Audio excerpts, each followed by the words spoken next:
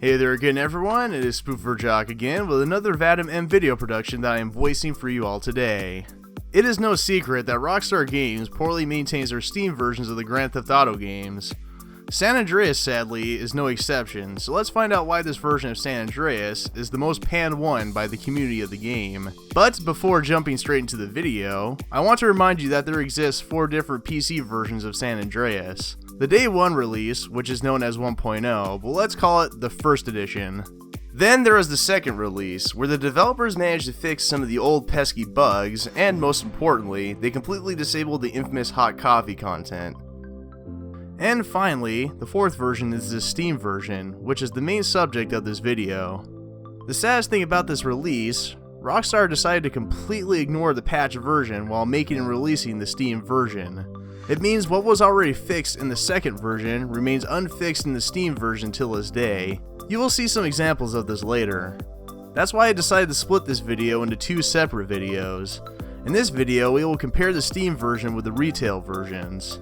The second one will have me show you how to downgrade this foobar version to the Day 1 version and make it even better with a few tricks. Without further ado, let's get straight to the comparison. In comparison with the first version, the Steam version received full 16:9 resolution support, so people could select, for instance, 1920x1080 for their screen resolution. However, the con of this is that the developers actually broke the aspect ratio. As a result, the picture on the Steam release kinda looks a bit squashed in comparison with the patch version. Other than that, they made the subtitles and radio text sizes a little bit smaller. You can perfectly see this feature on the comparison below. Moreover, the Steam version received exclusive support for X-input controllers, like the Xbox 360 pad. Previously, you couldn't rotate the camera with this joypad and do other things. Unfortunately, instead of showing the actual Xbox buttons, the game tells you to press, for instance, the Joy 1 button and etc. to do the action. Here's a fun trick. Try to guess what that prompt is for without looking at the button bindings in the options. What's sad is that the developers didn't add rumble support. Sorry lads, your Xbox controller won't vibrate if you crash your bike into the wall. Furthermore, the game doesn't track the pressure you are giving the triggers. It means if you use them for acceleration, you can't make the car drive slower and so on. It is a shame, really. Not exactly great for the plug-and-play joypad experience we are used to with modern PC games. The most interesting thing about the Steam version is, as of now, it is totally DRM free. It means you can play it offline or send a folder with the game to your friend and they'll be able to play it. Neat! Of course you can't do such things with the retail version, unless you use a no DVD crack and what have you. When you launch the Steam version for the first time, the steering with mouse option will be enabled by default. I wonder how many people wanted to disable this as soon as possible. On the bright side, the Steam version at least has 2 brand new fixes, which retail versions are missing. The first one is that they finally fixed that pesky bug with the disappearing weapon icon while aiming and flying on a jetpack. Secondly, you can't make a disco-like effect with some props by switching from a weapon to unarmed and vice versa. I guess these 2 fixes were number 1 on their priority list. Also, if you blow up a car, it doesn't shine anymore and is properly colored in the Steam version, apart from the Day 1 release. You can perfectly see this feature on the comparison below. Fun fact, this could be the only fix available from the patched version.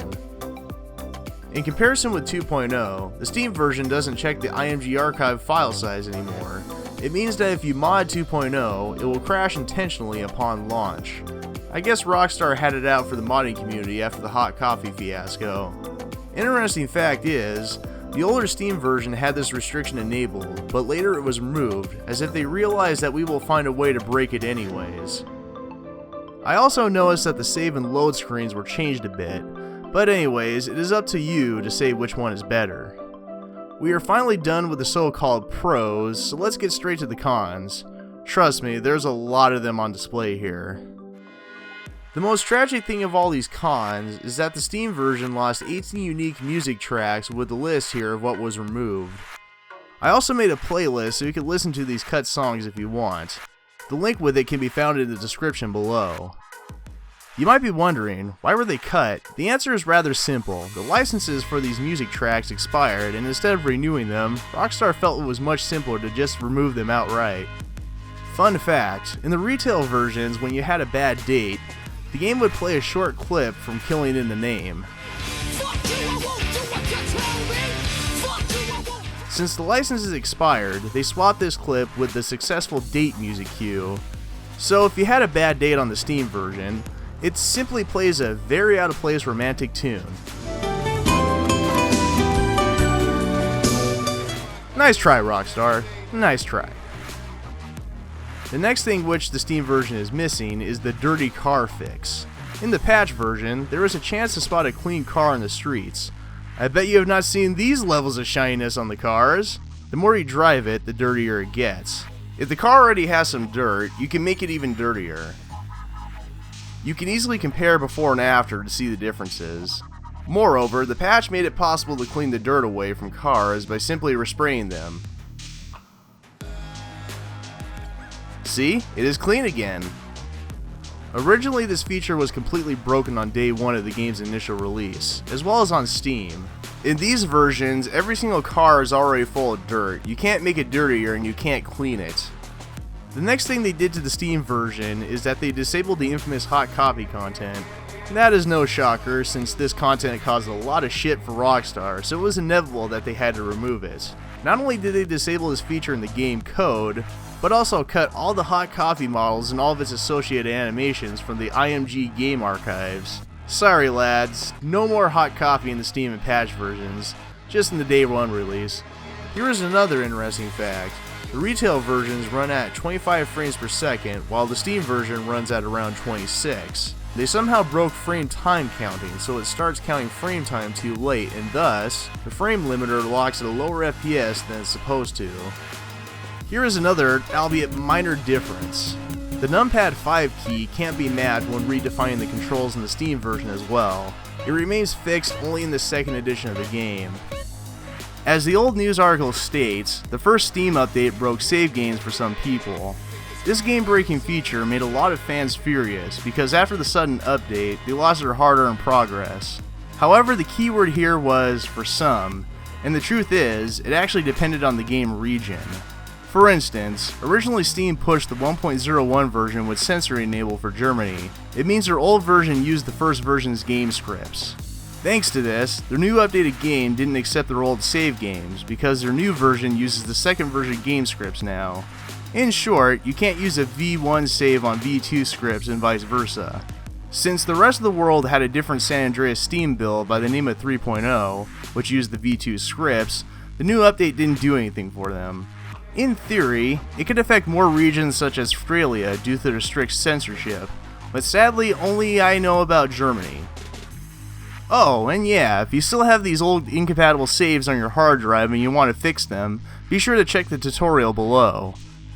Moreover, all these articles state that with the same new updates, players notice that the game is missing several resolution options such as 1080p.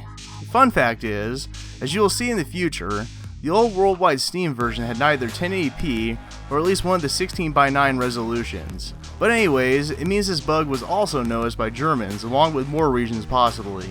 Thankfully with the second R2 update, 16:9 resolutions were brought back, but gamers waited for it for more than a month and sadly, it didn't fix the old save compatibility for affected gamers, which is a shame. What is more interesting, the R2 update didn't bring back the 5x4 resolution options, which the first update removed. If you don't know, by having a square monitor, you won't be able to use the 1280x1024 resolution anymore, which was one of the most popular resolutions back then. What can I say? Either the developers don't properly test their shite before releasing it, or they do it quick and dirty. Just deal with it. As a result, the Steam version seems to be the worst version of them all. Not only does it lack the second edition fixes, which have been around for more than a decade, but also is missing a lot of the soundtrack and the ability to mod the game. I am really curious if the other second release fixes were banished to the void, like improved DVD streaming, improved dance timing, and whatnot. What is most important is that previously the Steam version had a different version known as 3.0, which isn't better or worse than 1.0. It's as if they did not care about releasing a good version for the masses from the very beginning. I'm a huge fan of Rockstar games, but this version is just a massive dirty mark on the legacy of this legendary game. Shame on you, Rockstar. Shame on you. If you want to fix the big S version, I would recommend you install the Silent patch, which doesn't fix everything, but fixes a lot of the pesky things. At least it won't suck so bad and you can enjoy it more than before. But anyways, in my personal opinion, I would strongly recommend you to forget about this horrible release and downgrade it to the day one version and make it even better by using some mods and scripts. Not only will this bring back some newer fixes from the list above, but also add an ability to mod the game and play the beloved SAMP modification. That's all for today's video, and this has been SpooferJahk voicing another Vadim video signing out. Thank you for watching.